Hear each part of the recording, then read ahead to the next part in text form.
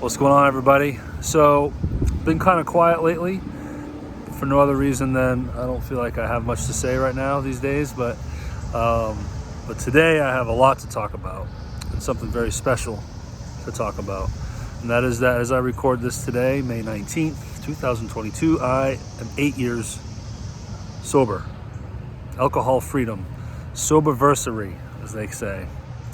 And this is always a good day because, well, it's a good day today because I didn't drink. So it's another year under my belt. I did a 3-part video series a while back, a few months ago, that you can find in my video feed, where I go way more in depth on my alcohol story, my history with it, why I quit, what was going on in my life. So those videos will give you a lot of context, and I would suggest watching those. Shameless plug, right? But that's my story. So for this video, I'd like to keep it more simple and just talk about, what it's like, the journey from quitting to now. And I tried quitting so many times over the years. I'd last 3 months, 2 weeks, a day, it was always just half-assed, half-hearted, I guess, until it wasn't half-hearted, and I made it happen. 8 years ago today, I went to rehab. And again, there's a big story behind all that you can see on those other videos, but I needed help, went and got that help, and up until now, it worked. But I'll say it is absolutely a journey that is different for everybody. I was so ready for it when I finally went to rehab and made this happen that I think there's only been like one small little blip in these last 8 years where I kind of craved alcohol. But I was like, stop thinking about it, and that was it. Other than that, and I don't want to get too happy, because once you let your guard down, then it can creep in, and before you know it, you're relapsing. But I don't want to say it's been easy for me, but I was able to let it go, which was great. With that said, it's a journey because of, in a way, your emotional skill set and your mental skill set when you're an alcoholic and you're just partying and you're not maturing and growing as an adult. When you quit, you're a little baby. You're whiny and needy and emotional, and then you get some more anxiety, and you could cause depression. There's a lot of things that it could cause. It's why a lot of people in recovery end up going on some form of medication.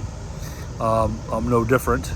I was already on medication before I quit, but in rehab, retweaked some things and eventually found what works for me. But it's absolutely like a rebirth. Oh, there's some kids back there. It's like a rebirth. That's how I look at it.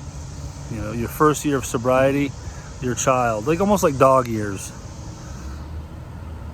Those first couple years, especially that first year, you're a baby. You're kicking, screaming. You want attention. You want sympathy.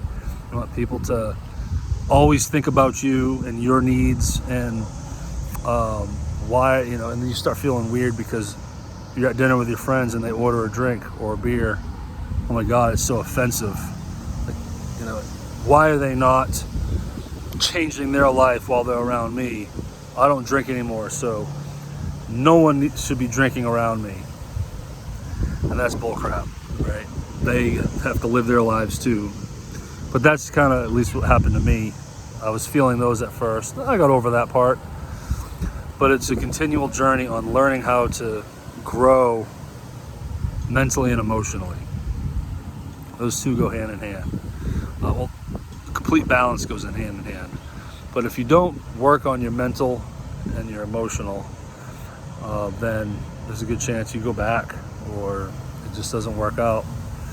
Because a lot of people will quit drinking and they say, I don't feel any better. I don't feel better. Nothing's happening. It's supposed to be life-changing, right? Well, it's all in how you think about it and how you make it for yourself. So you got to change your mindset, mental, emotional, health. But it takes time too. So those first couple of years, I was always like, man, I hear all these stories, these glamorous stories of someone changing their life and they quit drinking. All of a sudden now they're this motivational speaker, or they're a CEO, or they have, jumped into the world of Christianity and, started missionaries and changing people's lives, or start a new business and have all the success. And sometimes you hear these stories and you're like, well, I quit drinking. I'm trying to do all the right things. I'm in therapy, but life is still kind of crappy right now and doesn't seem like it's working for me. But we have to remind yourself, if you're having that thought 2 years in, look at the people that you're comparing yourself to. The people that quit drinking or drugging and now have this super successful life and life-changing, life that they've created for themselves. Well, you might want to look at how long they've been sober. It's a good chance there's 6, 7, 8, 10 years they're sober. And that's how long it takes. Again, I can only speak to myself because I felt that same way. It wasn't until I turned 40. So I quit drinking when I was 36. Something happened when I turned 40. Little things started clicking, and that ultimately led into my business that I have now, Shell Bureau Productions, podcast production agency, and all this other stuff I got going on. But it took 4 years for me to kind of really find my footing and figure out, I think I found something that I can kind of chew on and maybe create something out of, because it's a search. And I was certainly searching, trying to find different jobs, different hobbies, different things that would make me happy. And I was definitely, after year 1, I felt great. After year 2, I felt better. So every year is better. You're growing. You're learning more. You're strengthening your mental and emotional muscles. And it does get better with each year. But there's no fast track, in my opinion. You just have to, get in the weeds, if you will, and grunt it out sometimes, and just stay as positive as you possibly can. The other trick to this is accountability. At the end of the day, you could have the most amazing therapist, you could have the most amazing group therapy, you could go to AA, you could go to CR, which is like a Christian version of that called, what's it called? Celebrate Recovery. You could be on medication that completely balances you out and really works for you. You can go on and on and on about all these different things you can do, which you should be doing.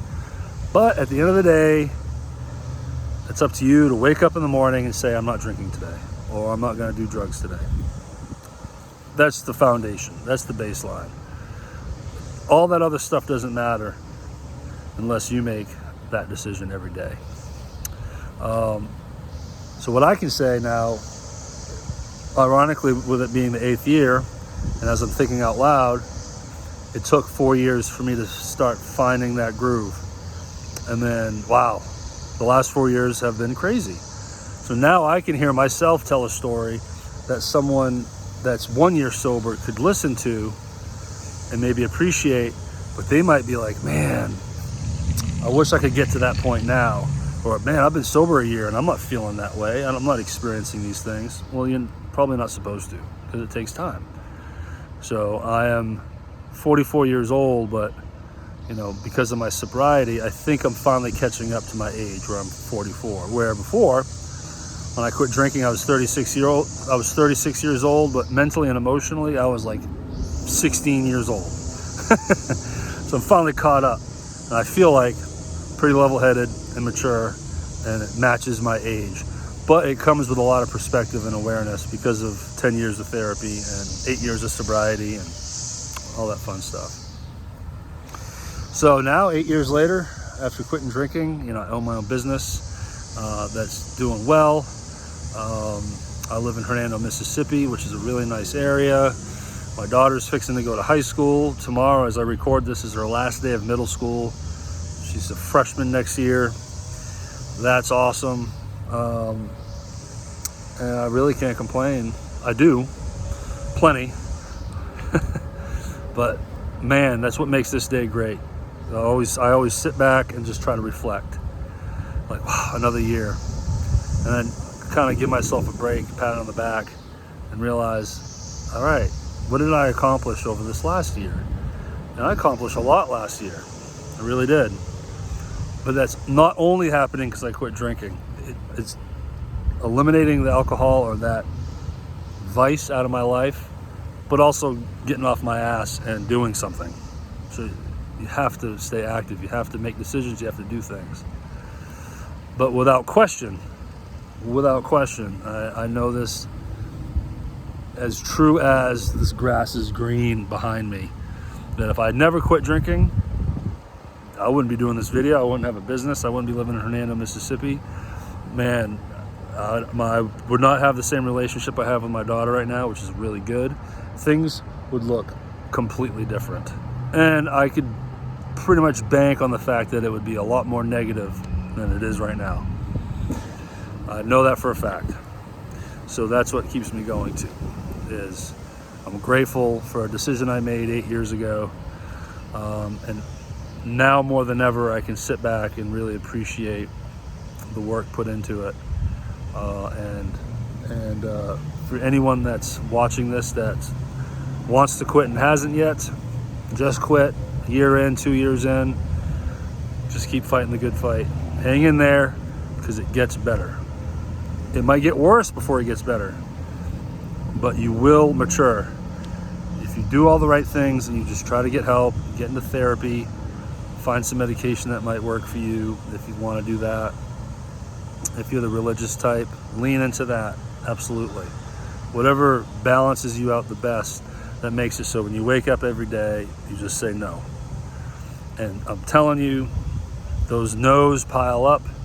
Next thing you know, I've said no 8 times 365 every day for 8 years. I can't think of that number right now. But I don't want to say it gets easier in the sense that don't get arrogant and think like, oh, this is easy, man. I'm good now. I can let my guard down, because that's when things happen. But dealing with social aspects, anxiety, some depression, just human contact, stresses from work, if you can do what you feel like you need to do for yourself and work at it, those things start getting easier. It's easier to deal with stress. It's easier to have some confidence in yourself. It's easier if you have social anxiety to be around people. It's like me, I thought the only way I could be around people was to drink. And when I stopped drinking, I didn't like being around people at all. Now I'm better.